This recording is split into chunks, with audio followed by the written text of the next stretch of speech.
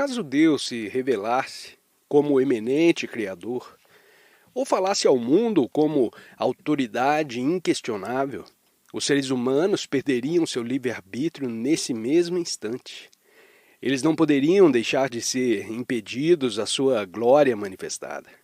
Se ele exibisse sua onipotência em grandiosos milagres, as multidões assombradas seriam atraídas compulsoriamente a Deus por esses fenômenos, em vez de optarem por ele com o amor espontâneo de sua alma. Assim mesmo, com a intermediação de seus santos, Deus não atrai as almas pelo uso do poder espiritual, o que anularia o livre-arbítrio. No entanto, o intelecto humano, viciado em Maia, parece compelido a preferir alguma prova definida e demonstrável da existência de Deus antes de voltar-se para ele.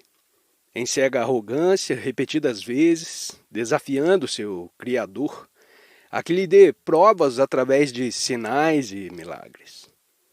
Se o homem não compreende a evidência de que cada manifestação, assim chamada natural, é por si só um milagre, expressando a imanência de Deus, é improvável que ele receba outros sinais que possa apreciar melhor.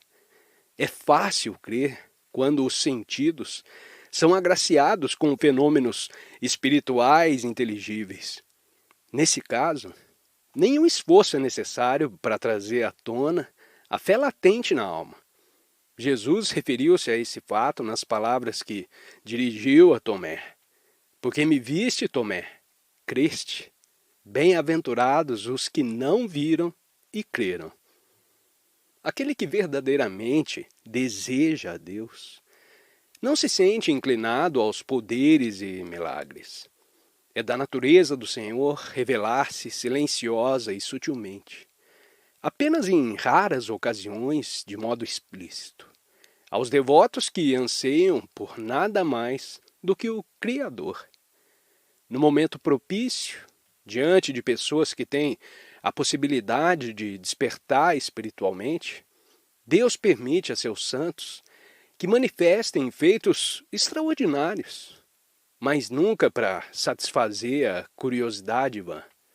Embora Jesus tivesse um papel ímpar como um salvador universal, papel iniciado numa era de trevas não iluminada, que exigia a franca demonstração do poder de Deus, de modo a deixar uma impressão permanente nos anais do tempo.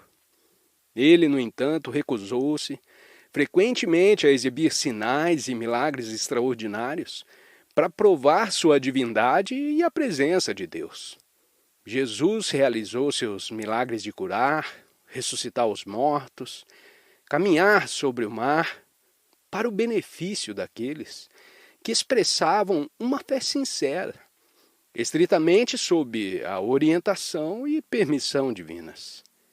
Ele sempre enfatizou que estava cumprindo a vontade de Deus, que o enviara, esperando primeiro pelo comando de seu Pai. Um argumento incorretamente considerado convincente em defesa do consumo de vinho é que o próprio Jesus bebeu vinho e até mesmo o produziu como um de seus milagres. Naquela região árida, mesmo as escassas reservas de água eram frequentemente poluídas, e naquela época não havia o conhecimento de métodos para sua purificação. O suco de uvas fermentadas provia o corpo com um líquido suplementar, sendo até mesmo considerado tanto higiênico como sacramental. Apesar dessa prática não se aplicar a outras circunstâncias, as pessoas são bastante oportunistas ao imitar as ações de um mestre que justificam suas próprias inclinações, ainda que careçam de igual fervor para seguir o seu exemplo espiritual. Primeiro, torne-se como Jesus. Beba o vinho de sua inspiração, o vinho da consciência divina, que o colocou acima das compulsões mundanas. Ao longo dos tempos, os grandes mestres se pronunciaram contra o uso de agentes tóxicos, cujos efeitos são muito prejudiciais. Eles embotam a mais preciosa das dádivas, recebidas pelo homem, seus refinados instrumentos de consciência. Aquele que se entrega à bebida destrói toda a percepção de Deus. A tentação do álcool, que produz uma euforia temporária, foi criada pela força satânica para desviar o homem de sua busca pela autêntica bem-aventurança em Deus. A necessidade que a alma tem de consolo na transcendência e que degenerou sob a influência da ilusão, induziu todas as culturas a criar formas espúrias de escape na embriaguez, produzindo, em vez disso, uma perniciosa escravidão. A consciência de Deus é 1 milhar de vezes mais inebriante do que a embriaguez, e eleva o espírito do homem em vez de degradar o seu potencial. No dia de Pentecostes, os discípulos de Jesus estavam como que embriagados, mas com o vinho da consciência divina.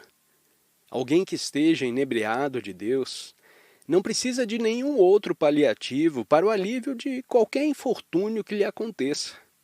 Assim, os grandes mestres insistem que é preciso sentar-se em silêncio e aprofundar-se na meditação.